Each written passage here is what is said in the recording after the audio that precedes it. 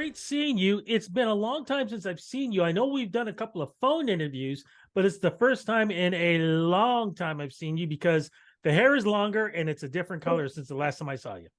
I know, I can't believe it's been that many years since I've seen your face, so it's nice to be back and see your smile. Well, what's even better is the fact that we get to talk about new music. Yay! Yes. Before that even starts, how have things been going with you? Because, um, with COVID and coming out of COVID and the industry changing and so many different things changing. How have you been doing throughout all these changes around the world and in the industry? It's honestly been a roller coaster. I mean, with COVID, I was so strong and determined at the beginning to like not let it deter my career in any way and not let it slow me down. But then, through everything, it definitely caught up with me at some point where I was just so tired and frustrated with, how things are going in the industry and just that we've had to slow down as an industry for some things. There just hasn't been as many opportunities for artists. But I'm coming back around. I feel like I'm on an upswing, and I'm feeling very determined to just make the music I want to make this year and just do what I want to do and try to reach my fans. Now, with this new music that we're about to talk about in a moment, were you writing a lot of songs during COVID? Yes, yes, that was pretty much what I did most of my time during COVID. I was just talking about that today during a Zoom, right? Because those are still going on, but during COVID, that was like an everyday occurrence. And so I think for a lot of artists, we're gonna get some of the best music yet to come because we've all just been writing so much. And when I say style, I mean theme, stories in your music, did that change during COVID? I mean, were you one way and looking at the world and writing songs, and then COVID hit and the things that we saw on TV and social media, did that change things? I think it changed things, but in a really, really bizarre outcome of events. It was more that, with social media and the ways that we're reaching our fans now as artists, you're kind of reliant on that. And the world of TikTok was big during COVID, and I finally found my niche on there, so to speak, as an artist when I put out my latest single, Graveyard. So I found the people who love murder country songs, as it's being called as a genre right now. And so weirdly enough, I feel like now I'm swinging in that direction because I found these really loyal fans, and I want to give them more of that kind of music. I still don't get TikTok. I've I tried. know. I mean, I've got a couple of posts on mine. I have TikTok, but I'm just like, no, It's a weird I one. Yeah, it is, but not weird is your new album. Congratulations. What is the name of the new album and how does it reflect on your life right now? Because really, this does reflect on your life. Yeah, so the new album is called Now and Then, which is going to be the title track for the album, and it's been such a journey. All of these songs on this album are mostly just singles that I've put out in the last 2, 3 years. And so some of these songs have really changed my career and had this momentum going forward with my career and really have been life changing. And so it's nice to have all of these songs that have propelled me forward on one record. They kind of have a home in one place. And Now and Then is the only new track that hasn't been heard before. And it seems like the perfect title track because it sort of explains what the album is about. It's really the stories of now and of my past as well. So it seemed like the perfect thing to kind of encompass all those stories on one album. Now, you mentioned Graveyard. Yes. What is that about? So yeah, so that was my last single. It was written by a couple friends of mine, actually, Sam Davs, David Madras, and Hayden McHugh. And it's a hilarious but really cleverly written song about having a graveyard for all of your ex-partners. Yeah.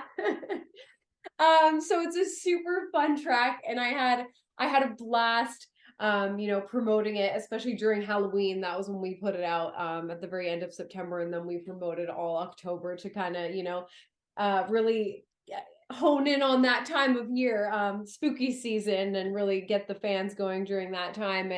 And like I said, that's where I found my niche. People just love songs about murdering their exes. So I now feel like I've got to go on a train of those types of songs. No, I'm just curious. Did any exes contact you and go, "Wow, did I really piss you off that much?" Thankfully, no. Maybe I've just scared them all too much into talking to me, but I had a lot of jokes about that from other people being like, "Oh no, I hope none of your exes are mad at you for this too." No, I would just be more of, no, I don't want her mad at me, you know. Yeah, right. I think I scared them all off, so nobody said anything. Any chance you're going to tour this? I'm definitely working on some things. I have some shows coming up, and to sort of start the whole thing, I am going to be doing an album release party on March 2nd in Toronto at the Bottom Line. So more details are going to be coming out on my social media for that soon. So keep your eyes peeled, and I would love to see everybody there to celebrate the album, and then there'll be many more shows to come after that. It's great that you got the album out and the music and everything. I'm just curious though, how do you think you've changed over the last couple of years because so much has changed? How do you think you've changed as a person and you've changed as an artist?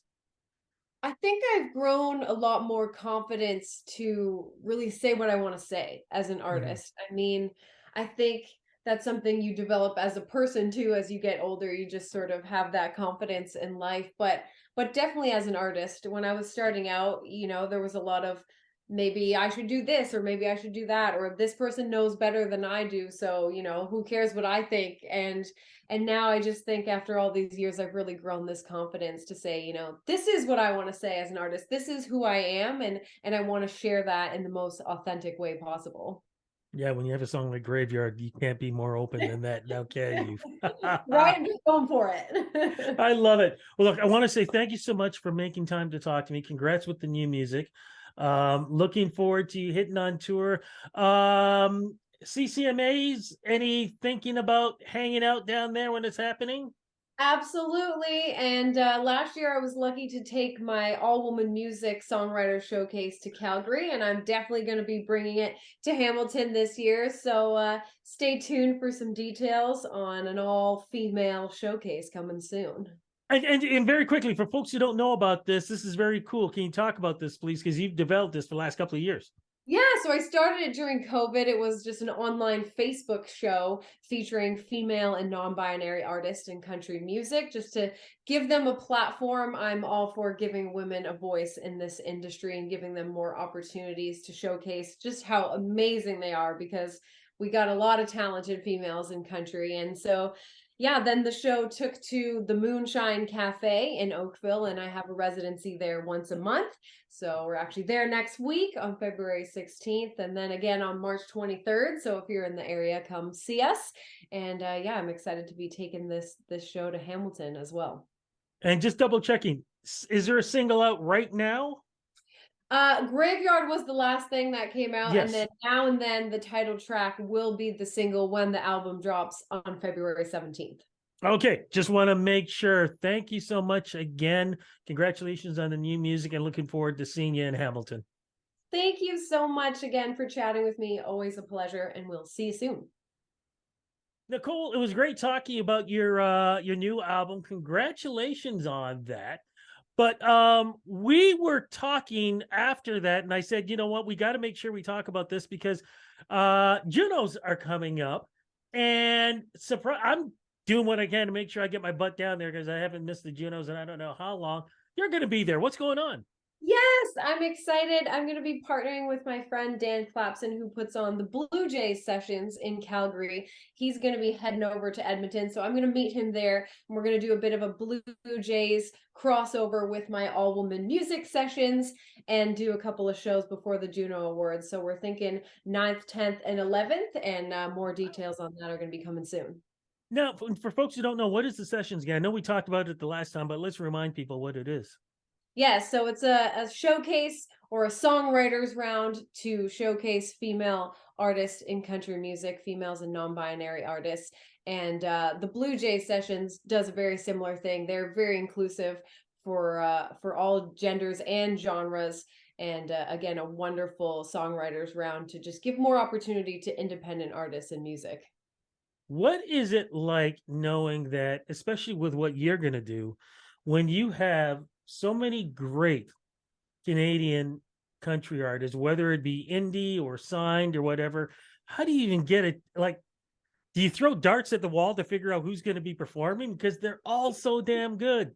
I know sometimes, and it's very tough. Last year for my writers round at the CCMAs, I basically said, "Send me a message if you want to do it," and I kind of did first come first serve because I can't even be in a position to judge because we just have so much talent. It would be too hard if it came down to like who was the best or who had the best song. So if you want to do it, just apply. First come first serve. Now, any chance you're going to stick around for the Junos? Because a lot's going to be happening. I would love to stay, but I have to say I'm escaping to the beach on the Ah. 14th and going away to Mexico with a friend. So I got to get home on the 13th so I can, pack again and leave. Well, the good thing is you're going to give us a little bit of pre-Juno fun. So, again, when's it happening and where? So details to come on location and artists and lineup, but keep in mind the 9th, 10th, and 11th before the Juno Awards in March, and we are going to see you in Edmonton for an all-woman music / Blue Jays showcase.